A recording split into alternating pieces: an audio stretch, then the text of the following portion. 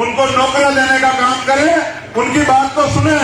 Corona का बहाना बना के ये सब चीजें नहीं चलेगी, आप उनके अधिकारों को नहीं नकार पाएंगे। और अब मैं अपनी बात शुरुआत करता हूं जो मुझे आपसे कहनी है, जिसको कहने के लिए मैं यूपी से चल के यहां आया।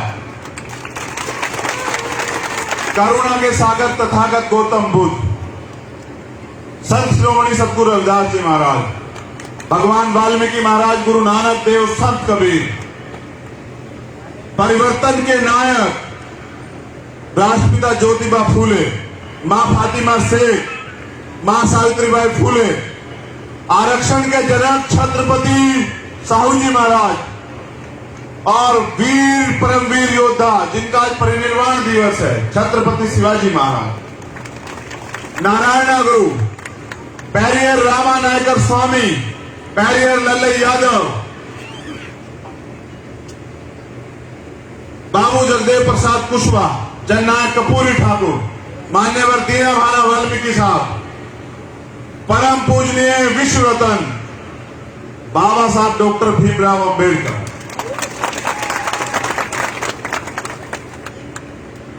वीर शहीद करतार सिंह सराबा, शहीद आजम सरदार भगत सिंह, अशफाक उल्लाह खां, सरदार उधम सिंह, डॉक्टर एपीजे अब्दुल कलाम साहब और मेरे रहबर, मेरे गुरु, मेरे आदर्श मान्यवर साहब श्री काशीराम, आप सभी को नमन करते हुए, उड़ीसा की धरती को नमन करते हुए, यहां की महान जनता, 1848 से चला सामाजिक परिवर्तन का आंदोलन जो राष्ट्रपिता ज्योतिबा फूले के नेतृत्व में चला, जिसको राष्ट्रपिता ज्योतिबा फूले के जाने के बाद बाबा साहब अम्बेडकर ने चलाया, जिसको बाबा साहब अम्बेडकर के जाने के बाद मान्यवर साहब श्री काशीराम ने चलाया, और मान्यवर साहब श्री काशीराम के जाने के बाद भीम आर्मी के समर्पित कार्यकर्ताओं ने और देश दुनिया में रहने वाले बहुजन समाज के जिम्मेदार निष्ठावान मिशनरियों ने चलाने का काम किया, और जिसको आज सिद्धांतिक रूप से चलाने का मौका मुझे मिला, उस आंदोलन की गरिमा को समझते हुए यहां उपस्थित तमाम जिम्मेदार साथियों, ये भारत है, एक लोकतांत्रिक देश। लोकतंत्र की स्थापना इसलिए हुई थी कि जब सरकार बदली, अंग्रेज चले गए और यहां रहने वालों के लोगों के हाथ में सत्ता आ गई, गरीब तो गरीब रह गया, अमीर अमीर रह गया। जिनके पास जमीनें थी, अधिकार थे, वो जमीनों वाले जमीन पे काबिल हो गए, लेकिन जो गरीब था देश का 90% गरीब गरीब रह गया, उसकी सुध नहीं ली किसी ने। तो लोकतंत्र इसलिए बनाया, ताली छोड़ के मेरी बात पे गौर करें, लंबे समय से हम लोग ताली बजा रहे थे आंदोलन में। 70 साल की आजादी में लोकतंत्र संविधान में हम लोगों ने ताली बजाई, झंडे उठाए, मिला हमें कुछ नहीं है। तो ताली छोड़ के मेरी बात पे गौर करें कि लोकतंत्र इसलिए बनाया गया था कि अंतिम व्यक्ति को भी वो अधिकार, वो सुविधाएं मिले जो अमीरों को हैं। और आज मैं यहां देख रहा हूं कि जानबूझ के, सुनिए मेरी बात को गौर से, जानबूझ के गरीबी को बढ़ावा दिया गया। क्यों? क्योंकि अगर हर व्यक्ति आर्थिक रूप से संपन्न हो जाएगा, उसके पेट में जो है रोटी होगी, उसके घर में जो है राशन होगा, तो वो सवाल करेगा, अपना हक मांगेगा, अपना अधिकार मांगेगा, अपने लिए न्याय की लड़ाई लड़ेगा। तो ये जो सरकारें हैं किसी की भी, ये सरकारें चाहती हैं कि गरीब गरीब बना रहा है, वो अगले दिन अगर सोचे भी तो रोटी के लिए सोचे, वो सोचे भी तो अपने बच्चों की पढ़ाई के लिए, फीस के लिए सोचे, वो सोचे भी तो अपने बच्चों के इलाज के लिए सोचे, वो सोचे भी तो मकान बनाने के लिए सोचे। उसके पास इतना पैसा ना पहुंचे कि उसको सुविधाएं मिल जाए, और अगर सुविधाएं मिल जाएंगी तो वो फिर सवाल करेगा, अपने हिस्से के अधिकार मांगेगा। उनके हिस्से के अधिकार आपको ना देने पड़े, इसलिए इनको रोटी में उठा के रखें। देखो, हम यहां गुलाम पैदा जरूर हुए होंगे, लेकिन गुलाम मरेंगे नहीं, क्योंकि जिस समाज को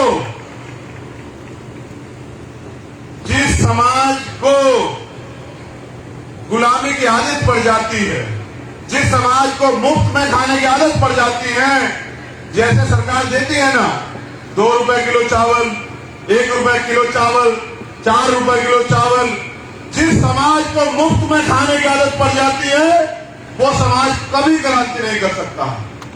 और जो समाज क्रांति नहीं कर सकता है वो कभी शासक नहीं बन सकता है। और जो समाज शासक नहीं बनेगा उसको ना न्याय मिलेगा ना अधिकार मिलेगा। और जिस समाज के पास शासक जिम्मेदारी नहीं होगी, शासक वर्ग जो समाज नहीं होगा, उनकी बहन बेटियों के साथ अन्याय अत्याचार जारी रहेगा, उनका सामाजिक बहिष्कार भी होगा, मूछें रखने पे उनकी हत्याएं भी होंगी, घोड़ी पे चढ़ने पे उनको बेइज्जत भी किया जाएगा, आगे बढ़ने पे उनके रास्ते रोके भी जाएंगे, उनको जो तमाम तरह से तड़फाया जाएगा, पिछाड़ा जाएगा। ये उन लोगों के साथ होगा जो शासक वर्ग नहीं होंगे। बाबा साहब अम्बेडकर ने जिस दिन वोट का अधिकार आपको दिलाया ना, 1 वोट वन बल्ले, राष्ट्रपति की वोट का भी वही कीमत है और आप गरीब आदमी की वोट की भी वही कीमत है, मेरी माँ बहनों की वोट की भी वही वैल्यू है। तो जब उन्होंने वोट का अधिकार दिलाया तो उन्होंने हंसते हुए पता है क्या कहा कि आज मैंने रानी का पेट काट दिया, आज मैंने रानी का पेट चीर दिया है, आज के बाद वो राजा जो है वो आपकी वोट से तैयार होगा। तो भारत के अंदर और उड़ीसा में 90% बहुजन समाज के लोग, जो SC ST OBC माइनॉरिटी के जो लोग हैं, उनका राज आएगा। मगर राज तो आपका नहीं आया भाई। क्यों नहीं आया? इसलिए नहीं आया क्योंकि राज को छीनने की चेतना आपके अंदर जागरूक नहीं हुई।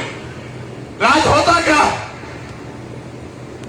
राज होता है इस देश पे आपका हक अधिकार, इस देश के सिस्टम पे आपका हक अधिकार, और वो मांगने से नहीं मिलेगा। आप सोचिए, जो अधिकार आपने छीन गए हैं उनको वापस लेने के लिए आपको आंदोलन करना पड़ता, कुर्बानी देनी पड़ती है। आप राज व्यवस्था छीनने की बात कर रहे हैं, आप सरकार बनाने की बात कर रहे हैं, इसमें तो तमाम मुसीबतें हैं। ये लोग आपकी हत्याएं भी करेंगे, आप पे झूठे मुकदमे भी करेंगे, आपकी सभाएं भी कैंसिल कराएंगे, आपको पीटेंगे भी। तो मांगने से तो राज नहीं मिलेगा, राज को छीनने के लिए लड़ना पड़ेगा, और लड़ने के लिए भाई पढ़ना पड़ेगा। समझ रहे नहीं समझ रहे हो? पहले अपनी पढ़ाई को मजबूत करो, और पढ़ाई को मजबूत करके इस देश में जो राज व्यवस्था है, जहां गरीब का बेटा भी नेता बन सकता है। क्या तुम में से कोई गरीब का बेटा नेता बना? बताओ, बना या नहीं बना? क्यों नहीं बना? आपका भाई नहीं खड़ा है क्या आपके सामने?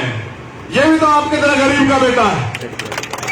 देखो सुनो, मेरे पिताजी प्राइमरी स्कूल के हेडमास्टर थे और उनको नौकरी मिली बाबा साहब के दिया गए आरक्षण से। अगर आरक्षण ना होता तो आज चंद्रशेखर ना होता। तो जब मेरे पिताजी को नौकरी मिली तो उन्होंने अपनी सारी ताकत मुझे पढ़ाने पे लगाई, और जब मैं पढ़ा, मैंने मूवमेंट को जाना, मैंने महापुरुषों का इतिहास पढ़ा, मैंने लाठियां खाई, जेल झेली, लेकिन जब मैंने 16 महीने पहली बार जेल काटी ना,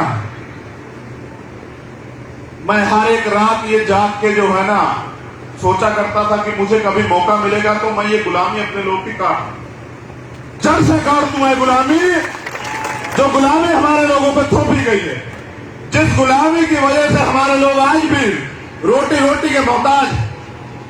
देखिए, हर एक दिन मैंने सोच के काटा कि मैं मौत से नहीं डरता हूं, मैं जेल से नहीं डरता हूं, मैं मुकदमे से नहीं डरता हूं। मैं तो मुख्यमंत्री कहता हूं कि अगर हमारे लोगों पर अत्याचार होगा तो 2 अप्रैल जैसा आंदोलन यहां उड़ीसा में भी कर दूंगा, तुम जेल बड़ी करके रखना। क्योंकि मेरे ऊपर जिम्मेदारी ज्यादा, इसलिए मैं उड़ीसा कम आता हूं। मैं पहली बार उड़ीसा भले आया, लेकिन आखिरी बार नहीं आया हूं। मैं बार बार उड़ीसा आऊंगा, क्योंकि आज आपने साबित कर दिया कि उड़ीसा के लोग परिवर्तन चाहते हैं। तो जब मैं जेल में था तो रोज ये सोचा करता था कि भाई ये कैसी जिंदगी, जहां ना तो बोलने का अधिकार है, ना ही घूमने का अधिकार है, ना ही चलने का अधिकार है, ना ही जो है वो अधिकार जो संविधान देता है वो अधिकार है। तो भाई ये कैसी जिंदगी, तो गुलामी है। तो मैंने कहा भाई ये गुलामी जो है काटनी, इसके लिए घर घर जाके लोगों को तैयार करना है। तो मैं तो धन्यवाद देता हूं यहाँ की टीम का, हमारे माननीय अध्यक्ष जी और उनके तमाम जिम्मेदार साथी, हमारी महिला नेत्री, हमारे इस मंच पर जो बैठे जिम्मेदार लोग हैं, मैं उन सबका धन्यवाद देता हूं कि उनकी मेहनत की वजह से उड़ीसा में आने का मुझे मौका मिला। अब मैं आपको बताता हूं लोकतंत्र होता क्या है, राज व्यवस्था में क्या क्या गारंटी जो है आपकी है। मेरी बात को गौर से सुनना अध्यक्ष जी आपकी। ये लड़ाई जो है ना, ये सिर्फ रोटी कपड़ा मकान की नहीं, ये लड़ाई है स्वाभिमान, ये लड़ाई है सम्मान की, ये लड़ाई है हक अधिकार की, और ये लड़ाई है देश में अपनी हुकूमत की, अपने राज की। बाबा साहब अम्बेडकर ने संविधान के अंदर आपको 8 चीजों की गारंटी दी, याद रखना मेरी बात को। और यहाँ सरकार के लोग भी हैं, मैं तो जानता हूं आईबी के लोग भी होंगे, इंटेलिजेंस के लोग भी होंगे, एलआईयू के लोग भी होंगे। 8 चीजों की गारंटी जो है ना, मीडिया के लोग भी हैं, सरकार देती है। सुनना चाहोगे क्या क्या गारंटी है? कितने लोग सुनना चाहते हैं? हाथ खड़े करके बताएं। चलो सुनो फिर। भारतीय संविधान में 8 गारंटी आपको मिली है कि जिसकी सरकार बनेगी वो उस प्रदेश में रहने वाले अंतिम व्यक्ति को भी ये देगी। क्या? रोटी, कोई भूखा नहीं रहेगा, सरकार की जिम्मेदारी। कपड़ा, कोई ऐसा नहीं रहेगा जिसके तन पे कपड़ा ना हो, सरकार की जिम्मेदारी। मकान, कोई ऐसा नहीं रहेगा जिसके सर पे छत ना हो, सरकार की जिम्मेदारी। चिकित्सा, कोई भी है आदमी अच्छा ना इलाज मिलेगा, किसी की जान नहीं जाएगी, सबको मुफ्त में इलाज मिलेगा, ये जिम्मेदारी सरकार की। शिक्षा, हर व्यक्ति को शिक्षा मिलेगी, किसकी जिम्मेदारी? सरकार की। बेहतर से बेहतर शिक्षा। आज अगर मैं यहां बोल रहा हूं ना, तो शिक्षा की बोलो। रोटी, कपड़ा, मकान, चिकित्सा, शिक्षा, सुरक्षा। क्या? अंतिम व्यक्ति को भी सुरक्षा देगी सरकार। कोई किसी में अन्याय अत्याचार नहीं कर सकता, जो करेगा वो जेल जाएगा, उसको सजा होगा। और ये पुलिस व्यवस्था इसीलिए, समझ रहे हो, ये आप पे अत्याचार करने के लिए नहीं, सरकार की चाटुकारिता करने के लिए नहीं है। इनको तनख्वाह इसलिए मिलती है कि आपकी सुरक्षा करें। 7वीं गारंटी, रोजगार। हर व्यक्ति के जीवन को अच्छा बनाने के लिए सरकार रोजगार देगी, और रोजगार नहीं देगी तो रोजगार भत्ता देगी। आप जानते हैं अमेरिका में हर व्यक्ति को 1,75,000 रुपए रोजगार भत्ता मिलता है जब तक नौकरी नहीं मिलती, और जब सरकार नौकरी देती है तो फिर भत्ता नहीं देती। क्या आपको सरकार भत्ता देती है? क्या सरकार आपको नौकरी देती है? 8वीं गारंटी, न्याय। हर व्यक्ति का जन्मसिद्ध अधिकार है कि उसे न्याय मिलेगा, लेकिन क्या न्याय यहां मिल रहा है? कोर्ट जाओगे तो हाई कोर्ट के लिए आपको वकील देना पड़ेगा, वो 1 लाख रुपए फीस लेगा। गरीब व्यक्ति कैसे जाएगा कोर्ट भाई? जिसकी लाठी उसकी भैंस है? जिसकी लाठी उसकी भैंस। हाँ, ये कह रहे हैं पीछे, जिसकी लाठी उसकी भैंस। तो सुनो, हमारा झंडा और डंडा दोनों बहुत मजबूत है, याद रखना मेरी बात। देखो, तुम मेरी एक मदद करा दो। ये 8 गारंटी हम हमेशा के हर व्यक्ति को देंगे, 8 की 8 गारंटी। लेकिन उसके लिए आप घर घर जाके तैयार करवा दो कि लोगों को वोट की वैल्यू समझाओ। वोट का अधिकार बिकने के लिए नहीं मिला है, वोट का अधिकार मुफ्त में कुछ मिल जाए तो लेने के लिए नहीं मिला है। वोट का अधिकार मिला है गुलामी से मुक्ति के लिए। कौन सी गुलामी? वो गुलामी जो भेदभाव करती है, वो व्यवस्था जो हमें नीच बताती है, वो व्यवस्था जो हमारे अधिकार छीनती है, जो हमारा सामाजिक बहिष्कार कराती है, वो व्यवस्था जो हमें गरीबी के कारण जो है अपमानित करती, उस व्यवस्था को बदलने में मदद करें। अगर आप मदद का वादा करते हैं, जो लोग यहां बैठे हैं वो भी, और जो लोग सामने बैठे हैं वो भी, तो मैं गारंटी देता हूं कि आपकी तमाम तरह की परेशानी, क्योंकि बाबा साहब अम्बेडकर ने कहा पॉलिटिक्स इज द मास्टर की, सभी समस्याओं की चाबी है सत्ता। अगर सत्ता आपके हाथ में आएगी तो आपकी सारी समस्याओं का निराकरण हो जाएगा। अगर सत्ता आपकी होगी तो ये मंच बहुत बढ़िया बनेगा, हर व्यक्ति कुर्सी में बैठेगा और हर व्यक्ति के लिए एसी लगा होगा। अगर सरकार आपकी होगी, सरकार आपकी नहीं होगी तो आप भी धूप में रहोगे, मैं भी धूप में रहूंगा। समझ रहे हो? ये लड़ाई रोटी कपड़ा मकान की नहीं है, ये लड़ाई हिस्सेदारी की, हकदारी की, कि आपका राजा आपके हाथ में सरकार आए, आप लोगों को चलाएं, लोगों के लिए व्यवस्था करें, ऐसा राज स्थापित करें कि कोई किसी पर जुल्म जाती ना हो। जैसे हमने तो बेगमपुरा राज संत श्रोमणी सतगुरु रविदास जी महाराज ने 600 साल पहले लिखा। कौन सा राज? बेगमपुरा राज। उन्होंने कहा ऐसा चाहूं राज में जो मिले सबरनु अन्न, और छोड़ बड़े सत्संग बसे रविदास रहे पर। कैसा राज?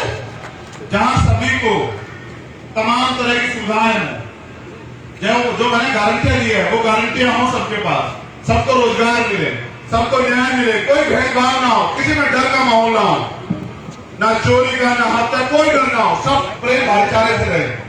लेकिन सुनो, कमजोर और ताकतवर में कभी समझौता नहीं होता।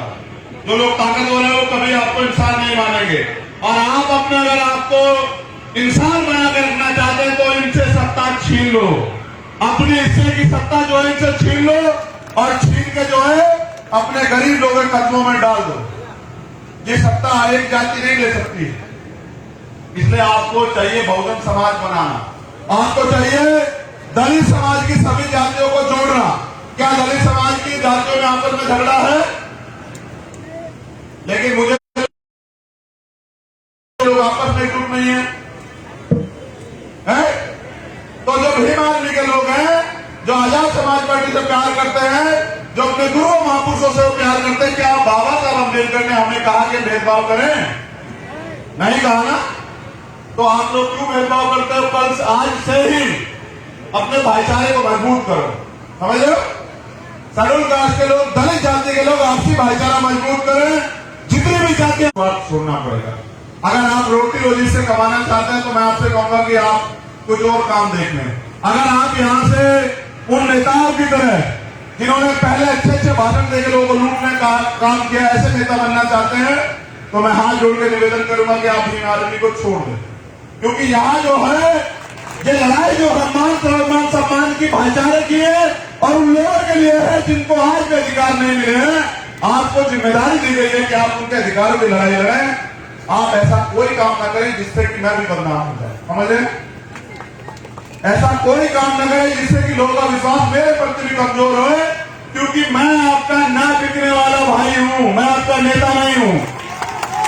मैं आपका वो भाई हूं जिसने गरीबी से निकल के अपनी मेहनत के दम पे दुनिया के अंदर टाइम्स मैगजीन में अपना नाम तैयार करवाया। आप लोगों ने दुनिया के अंदर 193 देश हैं, कितने देश हैं?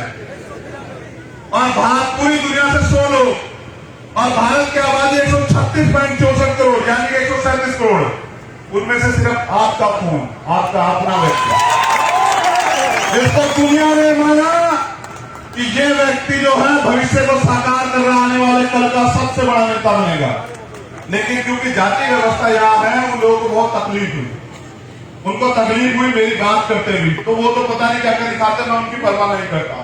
अब मुझे लगता है कि किसान भी आंदोलन में है, मजदूर भी आंदोलन में है, गरीब भी आंदोलन में है, बीमा कर्मी भी आंदोलन, बैंक कर्मी भी आंदोलन में है। ये सरकार जो सेंटर में बैठी है ये निजीकरण कर रही है, डर के आपसे सीधा आरक्षण नहीं खत्म कर रही है। 2 अप्रैल को जब आप सड़कों पर आए तो सरकार डर गई, सुप्रीम कोर्ट से आपका जो छीनने का प्रयास था SC/ST एक्ट उसको वापस करा, समझ रहे हो? तो अब ये पिछले दरवाजे से निजीकरण करके सरकारी डिपार्टमेंट खत्म कर रहे हैं, कल पुलिस भी प्राइवेट हो जाएगी। ये लोग भी हमारे आंदोलन में आ जाएंगे, देख लेना मेरी बात को याद। इनकी भी नौकरियां चली जाएगी, ये क्या करेंगे? ये भी हमसे कहेंगे कि भैया हम भी आपके साथ हैं, तो हम आपका भी साथ देंगे। लेकिन मैं क्या कह रहा हूं, जैसे बैंक कर्मी भी आंदोलन में आए, बीमा कर्मी आंदोलन में आए, नौजवान रोजगार नहीं आंदोलन में आए, किसान आंदोलन में है, तो इसकी सबसे बड़ी समस्या पता है क्या है? सरकार क्यों नहीं डर रही? उनको ईवीएम से वोट की चोरी कर रहे हैं। और मैंने तय किया कल 2 अप्रैल के आंदोलन के दिन इस आंदोलन को आगे बढ़ाते, कुर्बानी के जज्बे को जिंदा रखते हुए, अपने शहीदों के सपनों को याद रखते कि एक तो सबसे पहले ईवीएम का इलाज करेंगे, ईवीएम का संपूर्ण इलाज। क्योंकि मैं बाबा साहब अम्बेडकर का बेटा हूं, इस देश में लगी तमाम तरह की बीमारियों का इलाज किया बाबा साहब अम्बेडकर ने संविधान में। और जो बची कुछ बीमारियां जैसे ईवीएम, निजीकरण, कोलोजियम सिस्टम और जो तमाम तरह की बीमारियां हैं, धार्मिक अत्याचार, मॉब लिंचिंग, इसका इलाज जो है वो भीम आर्मी करेगी। इसलिए आने वाले कल में एक बहुत बड़ा आंदोलन, देश का सबसे बड़ा आंदोलन आपको देखने को मिलेगा ईवीएम के खिलाफ। मैं बहुत दिन पहले कर देता। क्या आपको मेरी शक्ति पे भरोसा नहीं है? क्या आप नहीं मानते? आपने गुरु घर जब टूटा दिल्ली में आंदोलन हमारा देखा था, नहीं देखा था? मैं ये आंदोलन बहुत पहले कर देता, लेकिन मैंने इसलिए नहीं किया। मैं उन नेताओं की इंतजार देख रहा था जो चुनाव में वोट मांगने तो आते हैं और चुनाव के बाद कहते हैं से हरा दिए गए। जब मैंने देखा कि उन्हें कुछ करना ही नहीं है, वो तो सिर्फ और सिर्फ अपनी रोटी रोटी चला रहे हैं, तो मैंने समझा कि बाबा साहब अम्बेडकर ने ये कहा कि राजनीति में हिस्सेदारी न करने का सबसे बड़ा नुकसान यह है कि योग्य लोग आपके ऊपर शासन कर रहे हैं और करते रहेंगे। आज चाय बेचने वाले देश चला रहे, देश बेच रहे हैं, और जिनको देश चलाना चाहिए, संविधान को मानने वाले लोग, वो लोग सड़कों पे बैठे हैं। तो मैंने जिम्मेदारी अपने कंधों पे ली, क्योंकि मेरे गुरु, मेरे आदर्श मानने वाले साहब श्री काशीराम जी कहते थे कि मुर्दा लोग मिशन नहीं चलाते, मुर्दा लोग मिशन नहीं चलाते हैं और जिंदा लोग रुकने नहीं देते। तो मैंने एमपी एमएलए बनना स्वीकार नहीं किया। एमपी एमएलए बनना होता तो मैं वहां होता, यूपी के अंदर, उड़ीसा में नहीं होता। मैंने तय किया कि मैं मानव काशीराम साहब के सिद्धांतों पर चल के, आदर्शों पर चल के पूरे देश में घूम घूम के वंचित वर्ग के लोगों को इकट्ठा करूंगा, उनके अंदर राजनीतिक चेतना जागरूक करूंगा, और रिक्शा चलाने वाला, साइकिल चलाने वाला, मजदूरी करने वाला, भट्टे पे काम करने वाला, साहूकार के यहाँ नौकरी करने वाला हर एक व्यक्ति जो है सोचेगा कि किस तरह हम राज नामने देश हमारे। इसलिए मुझे अपने लोगों में राजनीतिक चेतना स्थापित करनी है कि वो समझे कि राज की व्यवस्था में कितनी ताकत है। सरकार भगवान तो नहीं होती भाई, लेकिन भगवान से कम भी नहीं, समझ रहे हो? एक मरे हुए आदमी को जिंदा नहीं कर सकती सत्ता, वरना सारे काम कर सकती है। आप भगवान से रोज मांगते हैं कि मुझे दे दो, मुझे दे दो। आप सत्ता बना दो, आप मांगोगे बाद में, आपको पहले मिल जाएगा। आप याद रखना मेरी बात। मनीष, ये इधर देखो, कितने लोगों ने हाथ मार कर देखा जरा एक बार। चलो अब हाथ नीचे करो। देखो भाई, तमन्ना अगर सच्ची हो तो रास्ते हजार होते हैं, तमन्ना अगर झूठी हो तो बहाने हजार होते हैं।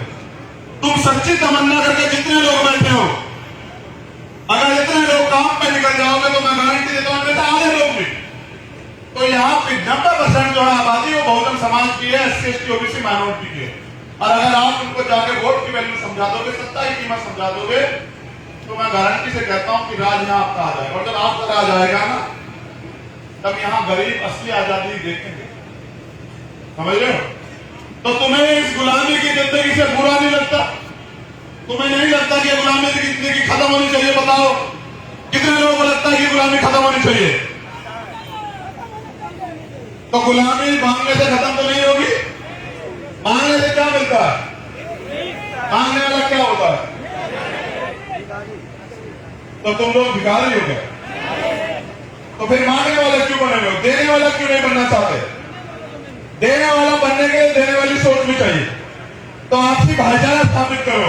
तुम्हें जाके में दूसरे लोगों ने बांटा, तुमने जातियां नहीं बनाई, समझ रहे हो?